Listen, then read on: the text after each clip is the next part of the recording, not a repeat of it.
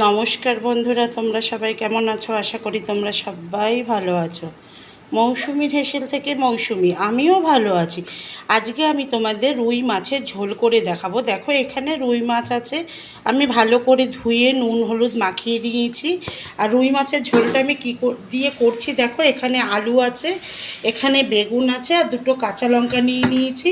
আর এখানে রয়েছে বড়ি, কালো জিরে, তেজপাতা। তেলটা গরম হয়ে গেছে, এবার আমি অল্প পরিমাণ নুন দিয়ে দিলাম তেলের মধ্যে। নুনটা দিয়ে ভালো করে তেলটা আমি কড়াইয়ের গায়ে লাগিয়ে নিচ্ছি। এবার যে নুন হলুদ মাখানো যে মাছগুলো আছে সেগুলো আমি দিয়ে দিচ্ছি। মাছগুলো ভাজা হয়ে গেছে, আমি মাছগুলো তুলে নেব, বাকি মাছগুলো ভেজে নিই। ভাজা হয়ে গেছে, এই মাছ ভাজার তেলেই আমি বেগুনগুলো ভেজে নিই। দেখো বেগুনটা আমি নুন হলুদ দিয়ে ভেজে নিয়েছি, এবার বেগুনটা তুলে দিচ্ছি।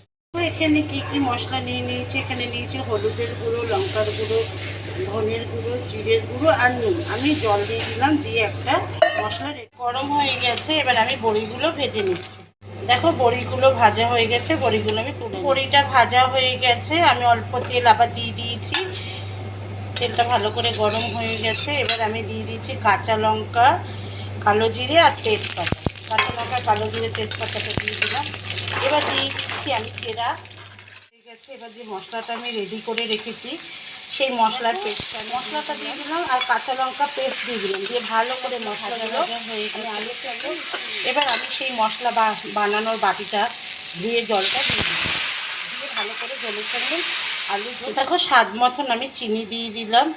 এবার চিনিটা ভালো করে ঝোলের সঙ্গে মিশিয়ে নিচ্ছে। আজকে কিন্তু আমি তোমাদের রুই মাছের ঝোল বেগুন আর বড়ি দিয়ে আলু দিয়ে করে দেখাচ্ছি। আমি যেভাবে আজকে বেগুন বড়ি দিয়ে রুই মাছের ঝোল করছি, তোমরা ওইভাবে করে কমেন্টস বক্সে কমেন্টস করবে, শেয়ার করবে, লাইক করবে, আর অবশ্যই সাবস্ক্রাইব করবে ফেসবুক পেজ।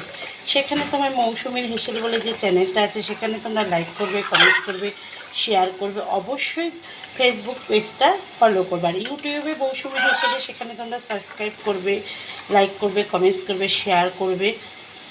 দেখো ঝোলটা ফুটে উঠুক। দেখো এখানে রয়েছে বড়ি, বেগুন ভাজা আর মাছ ভাজা, আর এখানে ঝোলটা ফুটে উঠেছে। এবার আমি সব দিয়ে দিলাম, দিয়ে ভালো করে ঝোলের সঙ্গে বড়ি, বেগুন আর মাছ মিশিয়ে নিচ্ছি। মাছের ঝোলটা একদম রেডি হয়ে গেছে, আলুগুলো সিদ্ধ হয়ে গেছে। এই দেখো আমি যেভাবে করলাম তোমরা এইভাবে করে কমেন্টস বক্সে কমেন্টস করবে, শেয়ার করবে, লাইক করবে, অবশ্যই সাবস্ক্রাইব করবে। আর ফেসবুক পেজ, সেখানে তোমরা লাইক করবে, কমেন্টস করবে, শেয়ার করবে, আর ফেসবুক পেজটাকে অবশ্যই ফলো করবে। আমি গ্যাসটা আজকে কিন্তু আমি তোমাদের রুই মাছ, বেগুন, আলু আর বড়ি দিয়ে পাতলা ঝোল করে দেখালাম।